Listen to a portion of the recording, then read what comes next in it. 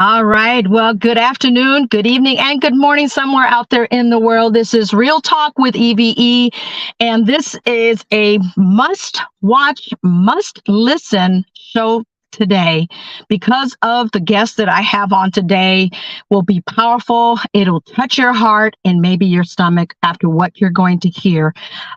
These individuals are important, key individuals that are going to bring truth to human trafficking, especially what's happening to the kids.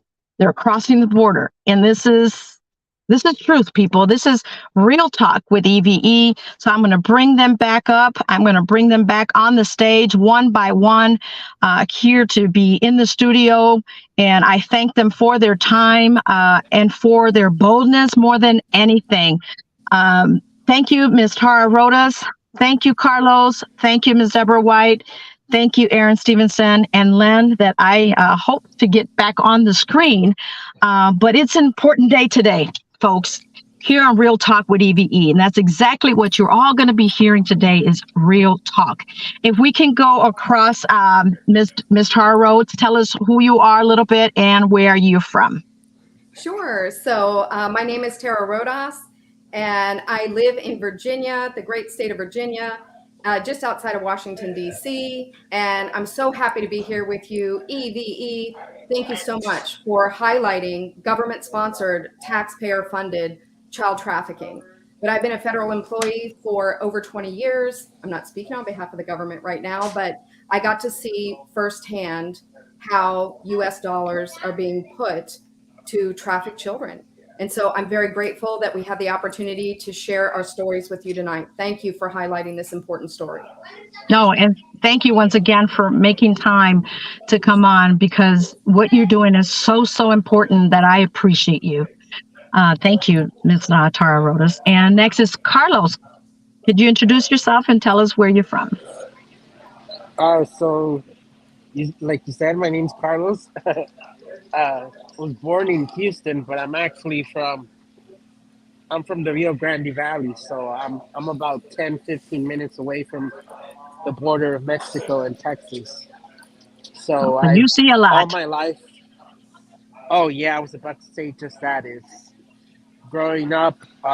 Either your family or your family friends or your friends. Either you work in immigration or you work as a as a contractor for one of the immigration sites because there's nothing else to really do in the Rio Grande Valley except you either work that or you work a minimum wage job. So Wow.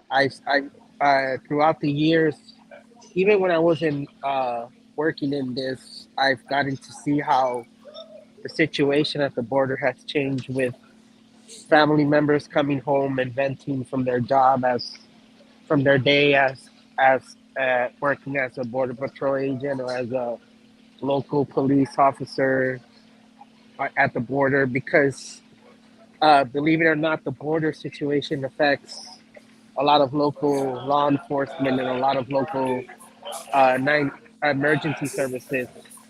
For example, when there's a lot of people to be processed at the border at the port of entries, it slows down the response time from the police because they have to go and be present when there's too many people. So you get to see a lot of that growing up in that area. Wow. Well, thank you, Carlos, as well, for making time out of your busy schedule to come on and be that bold person that is telling the truth.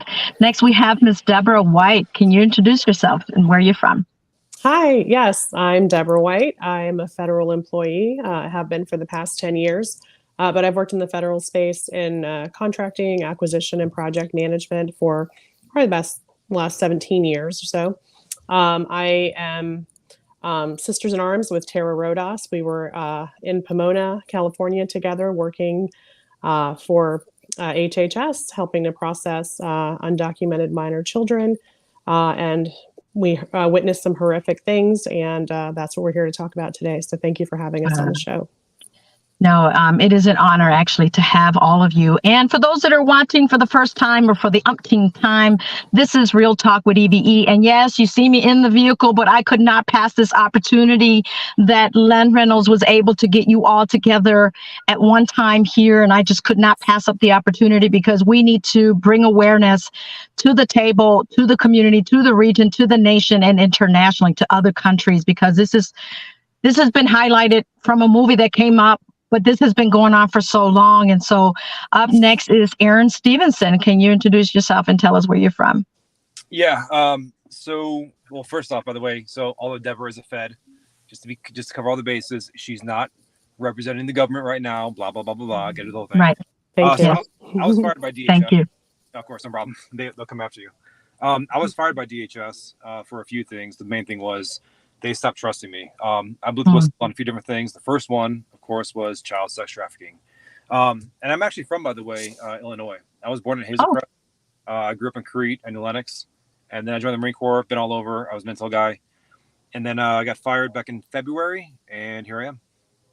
Wow. Well, you were not far from me. So thank you, Aaron, for also stepping up to the plate. And we just lost Carlos. I don't know what happened, but hopefully he'll get to join us back. And Len, if he tries again, he was originally there already in the studio. And, only God knows what's happening. But you're here and you have not a story, but facts to share. Who would like to go first? And I really feel honored to have you all here on this stage, on this platform. And we got Carlos back and still can't get Len in. So I'm hoping that he still continues to try. Otherwise, I will have just a show with Len, because of Len is what made this all possible to bring you all here together. And I know that there's an event coming up on the 14th, a conference that Len and the Share Group is putting together and bringing you all personally into one place. And I think that it's never been done from what Len has shared with me. And so this is important information to those that are viewing. It may hurt you. It may turn your stomach. It may anger you, but it's important. It is a much needed to be told. Very much needed to be told. So yes, guys, I'm sitting in the car, but that's okay. We have Aaron. It's in the airport from what I'm hearing. And Carlos is in his own place. I mean, this is information that we couldn't pass up, people, that they really wanted to share here. And I thank them to bring what they have to tell us here. So who would like to go first? Yeah, I can kick things off. All right, go ahead, Ms. White. Sure. So again, thank you. I would like to say that my views and opinions do not express that of the government, but they are my personal views, thoughts. Deborah White, on behalf of Deborah White. So in the spring of 2021, there was a humanitarian call that the Office of Personnel Management put out to all federal employees. Tara and I both answered that call and ended up at this site, emergency intake site in Pomona, California, where, we were really happy to work with children and help them get reunited with their families. Tara and I are both Spanish speakers, so that, was one of some of our skills that, they were requiring. And so anyways, we get to Pomona, California, and it's very chaotic. There wasn't the training that was promised to us.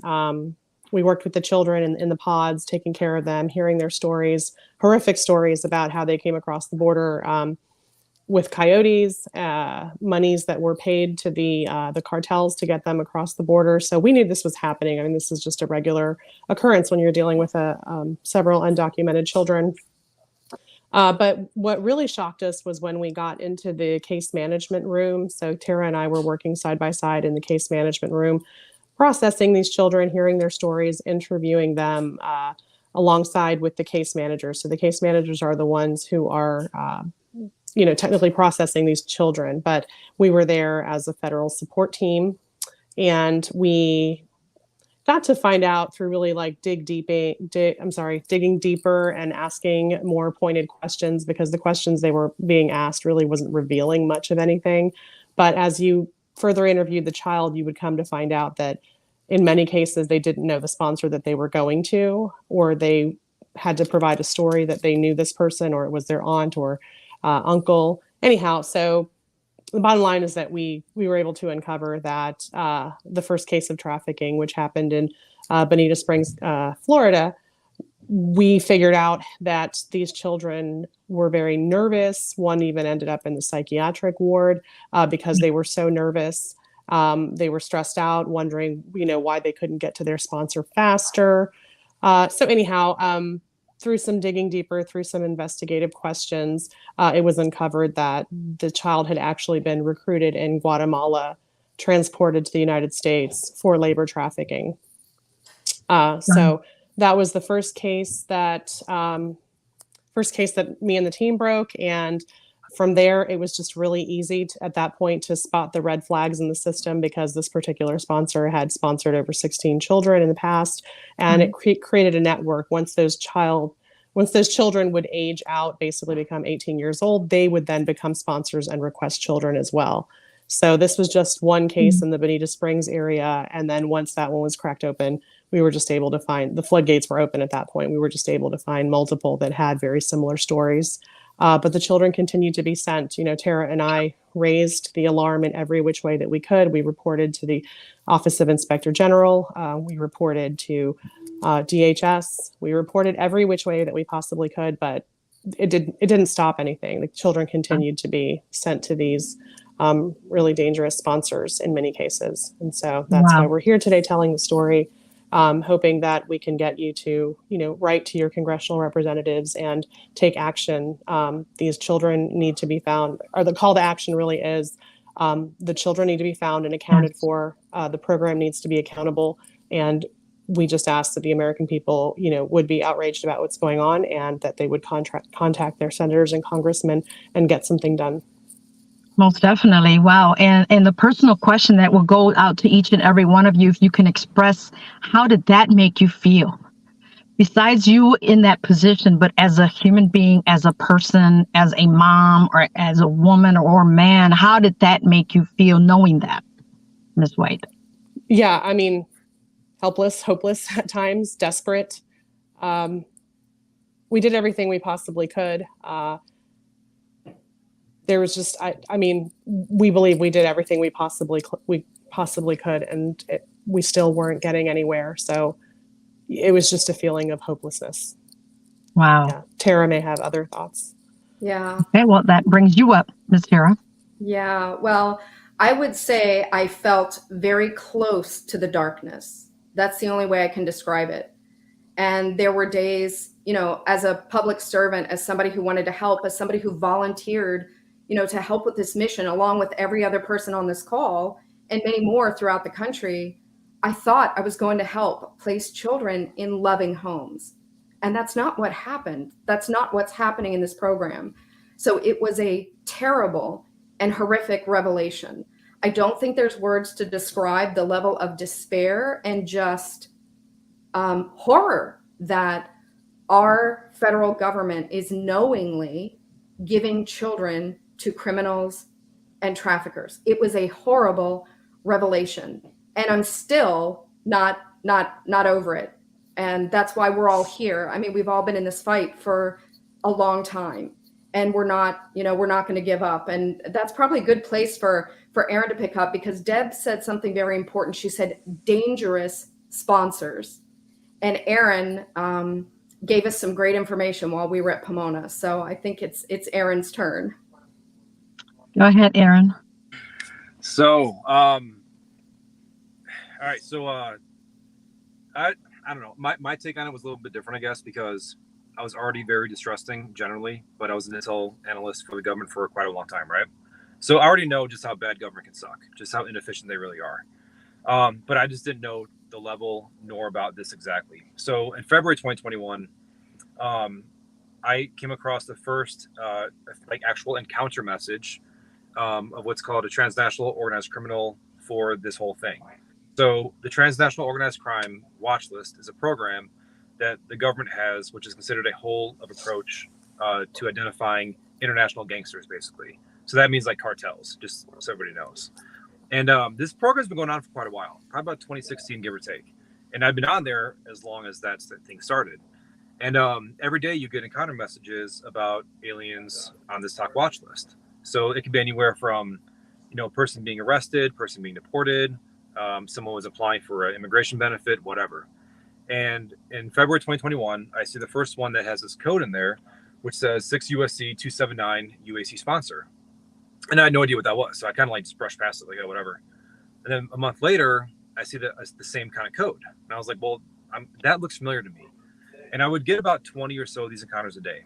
So I copy and paste it into this like search thing that I have in my inbox where I have every single like talk encounter that's ever been through. And I've only seen two now, one from that February and one from March of 2021. So I have no idea what this thing is. I look it up, I Google it, and it comes across this thing in this program called the HHS Unaccompanied Alien Child Program. And I have no idea what this thing is. So I started asking around at work where I used to work at in USCIS, just like, hey guys, what are these UACs? What is this whole thing? And they were like, I don't know. That's not our job. We don't deal with them. Like, okay, nobody. But I keep seeing these about once every 4 weeks. So in April, I saw another one come through. And I was like, wait a minute. Like, hold on. This is now like the third one in 3 months. And this is kind of odd now. So I started reaching out to the rest of the government, and especially those who were involved in this talk program. So I reached out to other parts of DHS, like CBP, ICE, the Intel folks at INA, and no one's got any eyes on or any clue. I reached out to DOJ and the Terrorist Screening Center, FBI, and I'm striking out everywhere I go to. And but at this point in time, I already sent everything off to Project Veritas, and they're starting an investigation on it. But I start realizing, though, that the actual insidious part of this thing is this is not just happening from like really one element or one cartel. The aliens that are trying to get these kids are coming from like many different gangs. So of note, they were MS-13, 18th Street Gang, as well as a Romanian, an actual Balkan organized crime group. So these aliens weren't even coming from one country. These were like Guatemalans, Hondurans, El Salvadorans, Romanians. And it all started in February 2021, which that kind of sets off your buzzer because it's like, okay, well, this is a whole new pattern of activity, but everybody's doing it. It's like, this makes no sense at all. Right. So, right before I went public, or right before my disclosure to Veritas on this thing, the interview, I came across one more document that DHS INA produced. Now, INA stands for Intel and Analysis. These are the actual Intel folks that are part of the intelligence community for DHS. And these people wrote up this thing called a collection primer. And just this is basically very, very nerd speak for this is how we are going to look up information about international gangs. And the only thing they cared about in this thing, this document, was about drug trafficking and guns trafficking. That was it. Nothing about children, nothing about sex trafficking or anything at all like that. So that to me was like, okay, that's good eyes on then. That the reason why no one is looking at this is because it's not been directed to by the executive branch. So that was it for me for that part. Wow. By the way, the key part of this thing too is this talk watch list that I'm like looking at every day. It's capped at 40,000, and it doesn't even hit that full cap, the full ceiling. So the terror screening watch list, that's got like 1 million people on it. Well, this talk watch list of all the cartels, at this point in time, we're having like almost 250,000 crossings per month at the border. Wow. This is limited at 40,000. And the way it works, as far as people being on the watch list, you drop off all the time if you make an asylum claim. Well, all these people that are making fake asylum claims and using the defensive asylum process, they're dropping off the watch list like crazy. So the fact that I'm seeing one every like 3 to 4 weeks, and it's that small, and there's that many people falling off, it's just the whole thing was like, yep, this is pretty major, guys. So that's that. Wow. And knowing that, Aaron, how does that make you feel? So at the time, I mean, kind of complex because this is, February and the early part of 2021. I just lived through 2020 and I was an atheist for like 10 straight years up until 2020. And then seeing that all happen, all the lies that we were kind of currently living, that made me just realize I really think I'm wrong about this. So at this point in time, I'm already kind of reading about religion and kind of getting back into Christianity, learning it more. I'm full on Eastern Orthodox. I'm baptized, Chrismation, the whole thing. My kids are as well. So now where I'm at is, I guess, a different place. Then I was more of just like dumbfounded at how we could be doing this and why no one cares. And now I'm at the point where it's like, well, of course no one cares. We're look at who our government really is. So to me, it makes a lot more sense now. Wow. Well, thank you. I don't know those that are watching Real Talk. This is real talk, people. And again, if you're just joining on a beautiful day and don't want to make it a bad day for you, but this is much needed information that you need to hear. As Ms. White said, you need to contact your local legislators, your local congressmen, people that are there at the table making decisions. We got to scream, we got to go, we got to show up and be present. Kids can't do what they want to do, they're told what to do. These children are innocent, and you're hearing next Carlos what he's experienced, what he has seen, what he has heard. Go ahead, Carlos. Can you guys hear me? Yes, we can hear you. Oh, sorry. I had to move around because I'm No at the problem. airport and there's tons of noise, and then there was kids near me, so I was trying to find a quieter part in the airport. We can hear you. Thank you, Carlos, for making time. And I know you're ready to fly out, but this is crucial. And you're showing me how crucial it is by making the time while you're in the airport to share this information to the world. But basically, with me, I handle the transportation. So after the kids would leave the camps, the shelters, they have to get on airplanes most of the time to travel across the country wherever it is that they're going to be dropped off with a sponsor. And with a job like that, it attracts a lot of young people. And a lot of these young people only care about the perks of a job. So with a job like this, and you hire not having any hiring standards, you're gonna get people who don't care. So, well, while I was doing my job, I would run into a lot of coworkers who would tell me stories like, my kid was saying that he didn't know or she didn't know the sponsor, but I still dropped the kid off even though they told me they didn't know them. I still dropped the kid off because I wanted to go out. So the rule is that once you finish dropping the kid off with the sponsor, you're allowed to go out into the city. So say I have to drop off the kid in Los Angeles or in New York City. Once the kid is handed off to the sponsor, you don't fly back to Texas until the following day. So you have all night to go out into the city, to go out into the clubs, to go out to do the tourist type of things. And you hire young people, that's what they're going to want. I was living a life that it's sort of a life that one at a young age you dream about, because I would be in Los Angeles one night, and two days later I'm at the Space Needle in Seattle, and then 2 days after Seattle I'm in Times Square in New York City, and it's a luxury job for young people. So Wow. they're not gonna care. They're not gonna care about the kids that they have to transport. They're gonna care about going out, getting drunk in the city, and going out and doing the tourist type of things. So I used to hear a lot of stories where my coworkers would tell me just horror stories where they would say that the child was crying because they didn't want to go to where they were going to be dropped off with a sponsor. And my coworkers would say, I still dropped the kid off even though the kid was crying. And I wouldn't Wow. believe it because, you hear something like that and you say, there's no way that's true. There's no way that's true. My coworker just wants attention. And it's bad as it sounds, like, who wants attention off of that, but there's people who do that type of stuff. So I would just say, no, there's no way my coworker's being honest.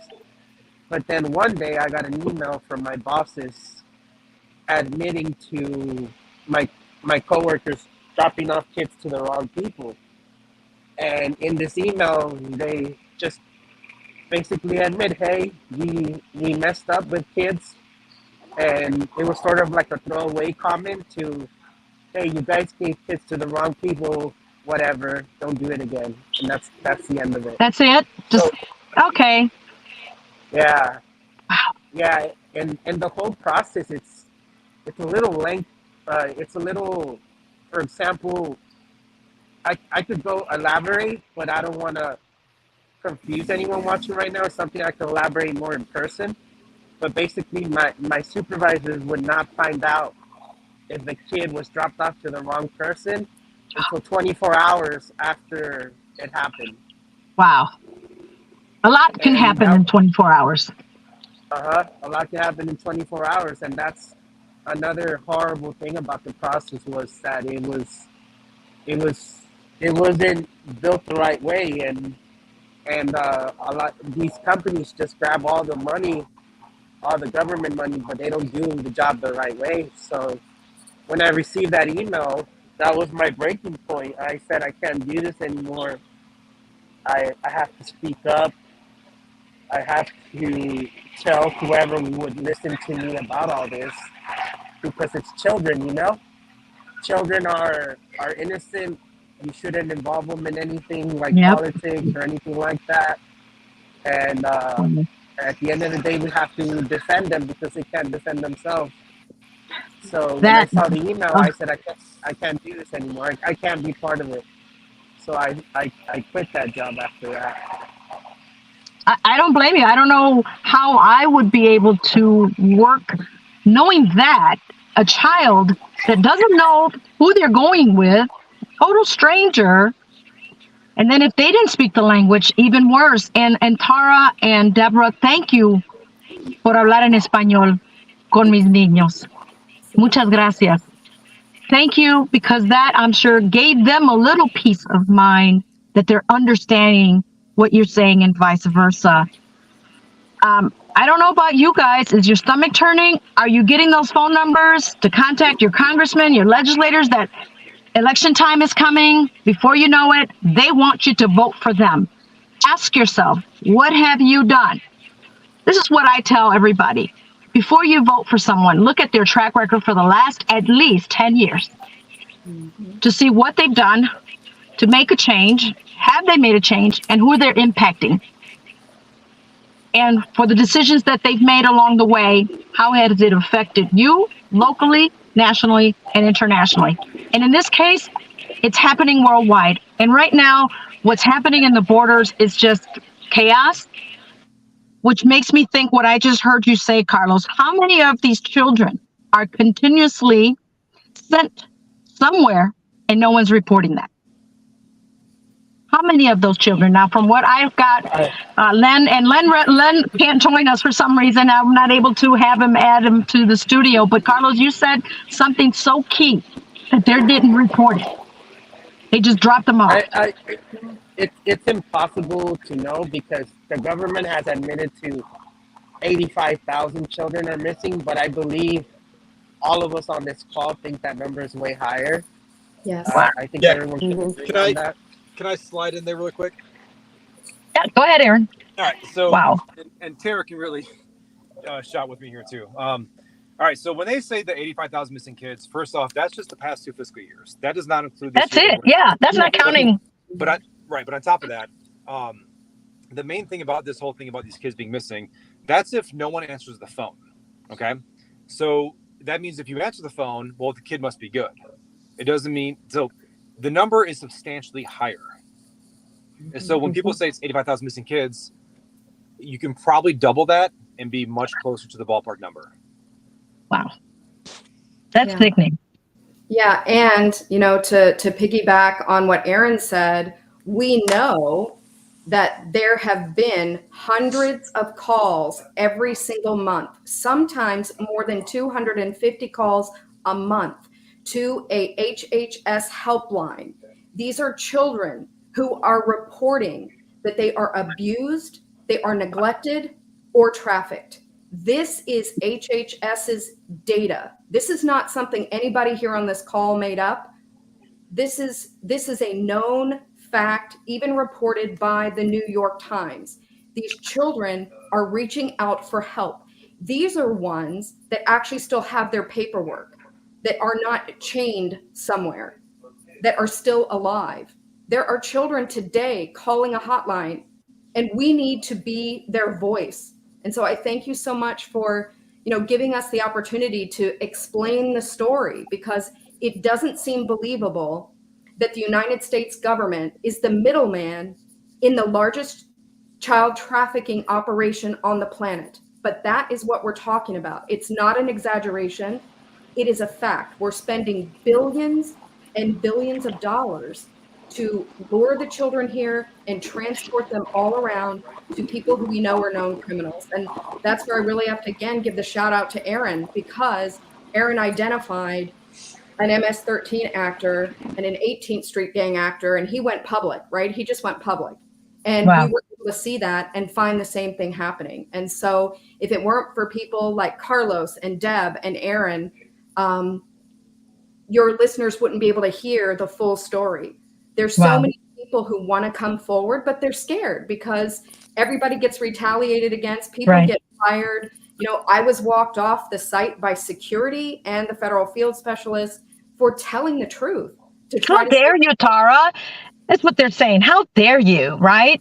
Well, I'm glad that you stepped up and were given that boldness to do that. That if it were not for all of you four here today, I wouldn't know half the stuff you're telling me. I was just guessing, not knowing the numbers, but I knew that some of this was not right. Some of this was not accounted for. Children that we don't know where they're at, crying for their parent, a child at night that needed their mom. What are their age variants? What's the age groups of these children we're talking about? Just so people can really get it here So and here to do something. Historically, two populations, because you have boys and girls. So typically for boys, you're going to see more labor trafficking. This will be your upper end in the teenage years because they have more muscle mass. They're better like slave laborers because they have more muscle, right? So you'll see those average ages around, I think, 14 to 17, give or take. Girls that were going to be younger because those are more of your sex trafficking victims. And though I think the average age starts around 12 to 13 possibly, but to my understanding, it's not over 14. So obviously much younger girls. As far as the ratio, I think we've seen historically the number is like 4-1 as far as for like labor slaves versus sex slaves. I'm not sure if that's still accurate right now, but give or take, those are your ages for those. But I've been out of the government now for about 9 months. So I'm not too sure. Right. Wow. But, Well, Carlos, it would be great. Carlos, what is the age of the youngest child that you transported? Yes, great question. Thank you, Sarah. The youngest I transported was a 3-month-old baby. And what's even crazier is that I don't think I've ever mentioned this, but I, like my education background, I didn't graduate high school. I have a GED. And aside from my GED, I went to a technical school, which was just a 2-year thing for medical coding and billing. So this is who you have transporting a 3-month-old baby. This is the best the U.S. government can do. Is someone, and who I don't. How can I say it? Normal. I don't want to. I don't know how to say this. But you would think they would do better. You would think, Carlos, because did they you know- are our leaders. We're Carlos, lacking. did you even know how to feed that baby? Did you ever change the diaper? I mean, were you trained how to change the diaper before you took the baby? So I only knew because of my nieces and nephews. And by nieces and nephews, I mean my cousin's babies. Right, but there was no Wow. checklist. I mean, like your government experience. contractor, they didn't have you do a checklist and say, "Hey, here's how you take care of an infant." No. Yeah. Wow. So pretty much they're showing that they don't care. Yeah, and if you see the expose that Muckracker did that he released on Twitter, you'll see if you watch closely, he filmed a lot of the escorts at the airport earlier this year.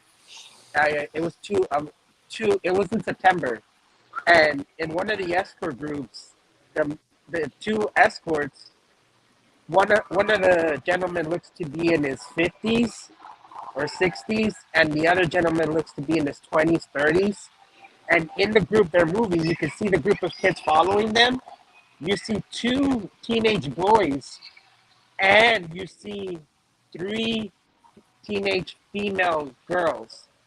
And it blows my mind because they're still having teenage girls being moved by male escorts. You would think that they would add a female escort to keep an eye on the girls, but they don't do it. So Wow. Wow. there's it's crazy. The way it is, it's crazy. You would think they would watch out for the girls more or the babies more, at least say, let's put someone who has a kid of her own to escort a baby. No, they would put me to do that. Right. So as Deborah said, that there is no checklist. They didn't care if you knew how to care for a baby or not. It's your job just to transport, pretty much. Yeah, there was no checklist. Carlos, do you know how to do CPR? Carlos, do you know how to make a Right. bottle? No, none of that. Wow. None of that. Wow. It was just a you figure it out. That You're was on your pretty much own. the system by design. Tara and I experienced the same thing. System by design. Kind of figure it out. Talk to somebody who knows. No checklist, no SOPs, standard operating procedures, nothing. We had to come up with that ourselves. So, Carlos, what if you were eating like a, I don't know, peanut butter M&M, and the ¿Cómo kid está? has allergies? Do you get like Exactly. And they EpiPens? have an allergy. Wow. Okay, Carlos, Mande. someone's just talking to him. Someone's talking to him. I hear him talking Está in Spanish. tratando de llegar a That's la a great puerta. question, Aaron. They don't even know if these children have any ailments, any allergies, and they're left to Carlos to figure it out on his own or anyone else that is in charge of transporting them. Yeah, and I don't know. I've read this stuff too, and I saw it in Iraq. Obviously, kids that have PTSD aren't exactly forthcoming. Hey guys. Right. What's up? You have to go? Yeah, because look, nomás le puedes saludar a mis amigos. They're asking me for help to find an airport gate. Oh, my. Okay. Buenas tardes. And Buenas. they only speak Spanish, so Gracias, Carlos. Thank you, Carlos, for helping them. Go and do your job. You're doing great, and may God bless you. And we'll see you on the 14th. yeah. Look, see, I'm at the airport. Sí, sí. Gracias, Carlos. Ve y ayúdalos. Wow. And that goes to servant. That's a servant. And I think I know each and every one of you has a purpose which God has allowed you to hear, to see, to experience firsthand, for you to be here and tell us firsthand from you, that is not reading from a newspaper, not reading from someone else's mouth, but hearing it from all of you. And this will take us into the 14th. And Len, I know that you'll be watching this, but we'll be in touch shortly. We're going to bring you, Len. Len Reynolds is the reason why you're all coming to Northwest Indiana on the 14th. You've touched on just a slight bit of what you know, just to get people to call their congressmen, their legislators, and help stop this. And thank you for all of you for coming on and being the boldness, the brave, to tell it like it is, not sugarcoating it, not shooting from the hip, telling people what they need to hear, not what they want to hear. And I'm sorry, not sorry, people, that this is what's really happening with our government. Remember, when election time comes, you have a lot of questions to ask before that day, so you know who to vote for. But you also have to have that voice for the voiceless. There's a lot of children out there that parents have no idea where they're at. Now, here's the $1 million question people have asked me, and I've questioned myself. And some may not understand the need. How can a parent let go of a baby or a toddler, go across the country, the world, not knowing who they're with? Oh, actually, I'm going to nominate Tara to please explain the real true definition of trafficking and a literal story that she can convey very, very heartfelt. Okay. Thank you, Aaron. So trafficking involves force, fraud, or coercion. That is the definition of trafficking. So you have to meet that criteria. So if anybody saw The Sound of Freedom, which I highly recommend, Yes. you can see Yeah. exactly how this happens, is that parents are defrauded. Parents believe like they're taking their child for a photo shoot, and they come back and the child is gone. Children are stolen off the streets. Children are told stories, and I'll talk about our Austin case that Deb and I worked on. There is actually a Guatemalan citizen who's living in Austin, Texas, and he owns a coffee farm in Guatemala. And he had boys working on his coffee farm in Guatemala for $2.50 a day. Wow. Then he said, you know what? You guys are so special. I'm going to bring you to the United States. Oh, what a great thing. Yeah, and you're going to make $6 an hour. These children believe that going from $2.50 a day to $6 an hour, that they're going to be Elon Musk rich. They come here believing, right? They've been defrauded. They are believing that they are going to be able to take care of themselves and send all this money back home to their families. And so sometimes their families let them go under this illusion because they see the trafficker who's living here in Texas. He's sending money back to his family. He owns a coffee farm. He owns all kinds of things. And we found in that area, there were over 109 children released on a 1 square block into only 4 apartment buildings. That is absolutely unacceptable. Wow. And so, God, in God's providence, though, right, he brought Aaron back to the faith. He put me and Deb, we didn't know each other before this mission, even though we're both in Virginia. He sent us both to Texas for training. And then Spanish speakers, we got chosen as, imagine this, there were only 10 of us on the team that were chosen to go to Pomona. Wow. And so absolutely amazing. And then out of the hundreds of people who were there, they only chose 10 people for case management. And so God never leaves you alone. And that, amen to that. Yeah. Amen to that. Yeah. Wow. And I know Aaron said he had to get off, so he's there. I don't know if you want to say one last thing, Aaron, before you go. I appreciate all of you and your time and your due diligence to do that. Yeah, so I'll be there those 2 days, 13th, 14th. And I'll see a lot then. So thank you all. God bless. Thank you, Aaron. Be safe. And on that note, the information is the 14th. Do you have the time? I know it's in Cherville. I don't have the information right in front of me, but those of you that follow me will have that information because I'm sharing it daily. You got to wake up, people. As some of you say, be woke. You have to. Well, it's from 9 a.m. to 2 p.m. on the 14th of October. Yeah, so it's an all day full of information that you need to know. I've invited the press and I've invited legislators to come to it. The Lake County prosecutor, Bernard Carter, I don't want to throw him under the bus, but he said he'll be there. I'm going to hold him accountable to that. I'm going to hold him to that. And he knows that I will do that. And so I am spreading the word because they probably don't even know this far as far as what's really happening nationwide. And they need to know. Thank you, Tara Rodas. Thank you, Deborah White. Thank you to Aaron, to Carlos, to Len. Len, we missed you, but everything happens for a reason because he's got his own show because we want to talk about Rahab's Daughter partnering with the Shared Group, and the Shared Group is doing great things to support what we're doing here in Northwest Indiana and with Rahab's Daughters.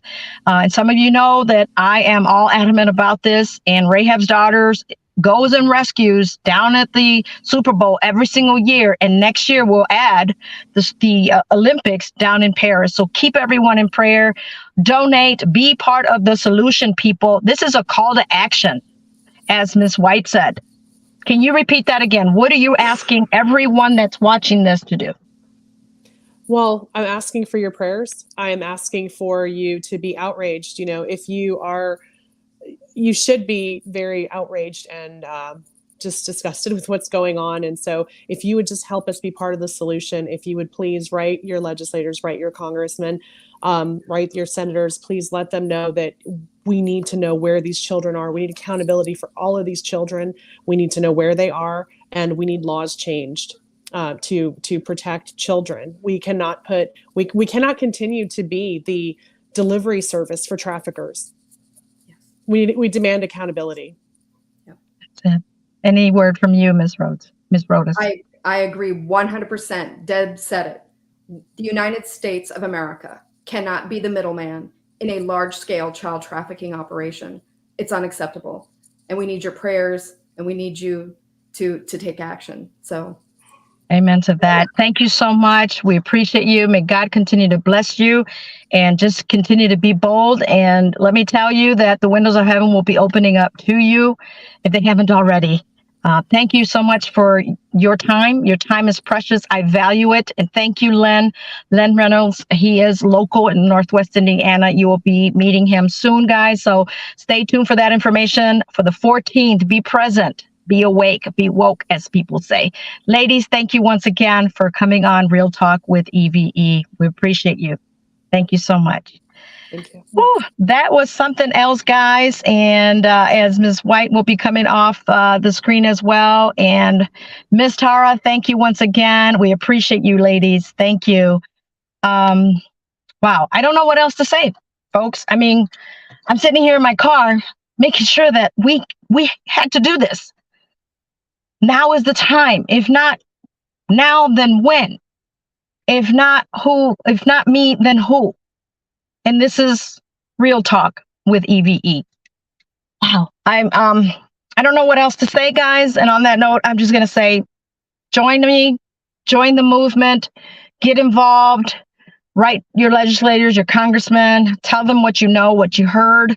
Be present. Be in the present, people. And that's all I can say.